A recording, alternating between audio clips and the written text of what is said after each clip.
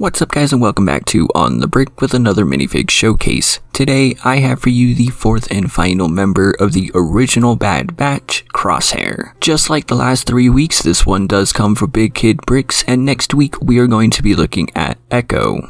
As you could probably tell by the thumbnail, there's something interesting about this figure, so let's get into it. By now you already know that Crosshair was part of the Bad Batch and that he got his name from the fact that his hairs formed a cross. Just kidding, obviously he got his name from his incredible sharpshooting abilities. According to Hunter, he was capable of shooting targets up to 10 kilometers away. However, because of his sniping skills, he felt a sense of superiority and hated working with regular clones. Crosshair was definitely the least likable of the Bad Batch, as he was known for his crude attitude and icy approach to pretty much everything. He was always the first to express criticism, and usually did so in a sarcastic way. He sounds a lot like me actually in that regards. He had a very dry sense of humor, which also sounds like me, which put him at odds with the rest of his crew, primarily Wrecker, though he was able to work well with his team. I have a feeling all of that is going to become incredibly important in the new Bad Batch show because he kinda sounds like the villain. I guess we'll have to see. As mentioned, this is the fourth and final figure from bigkidbrix, and we're actually going to start by looking at his body. I've gone ahead and taken the backpack off because we are going to take a look at it, and as you can see, this does have that extremely basic printing just like the rest of the figures.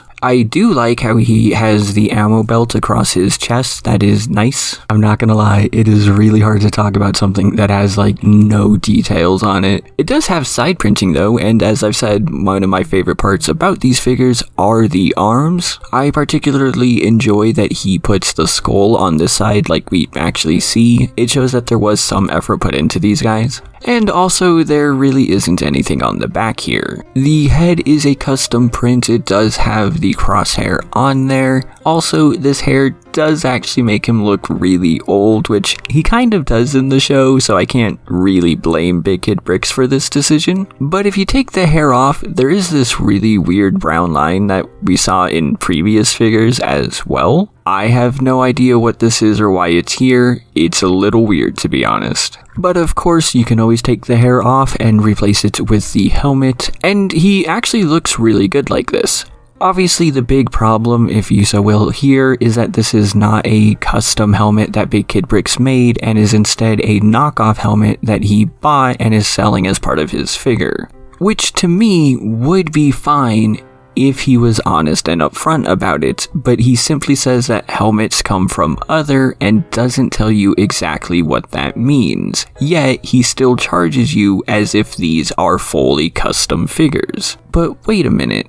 That sniper rifle the knockoff quote-unquote has looks really familiar. This is the sniper rifle that comes with your bigkidbrix order. This is something that he actually says he made and comes from him. Here's the problem with that. This is the quote-unquote knockoff version, and as you can see, they're exactly the same. Not just, oh wow, they look the same. No, these are 100% identical. When you take into account that the helmets are also from the knockoff figures, it makes it a little easier to see, and also the incredibly important fact that the knockoff versions actually came out first. By a long shot for that matter. Seriously, the non-LEGO versions came out last year. So am I saying that bigkidbrix is lying? Legally, no.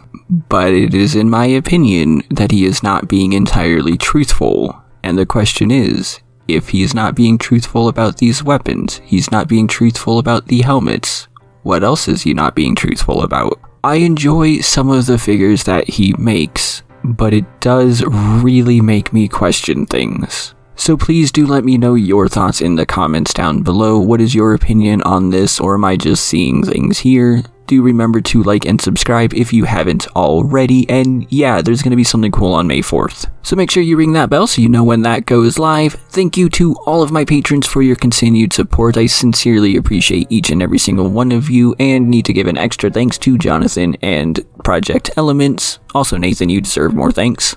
Thank you all so much for watching, and I will see you next time.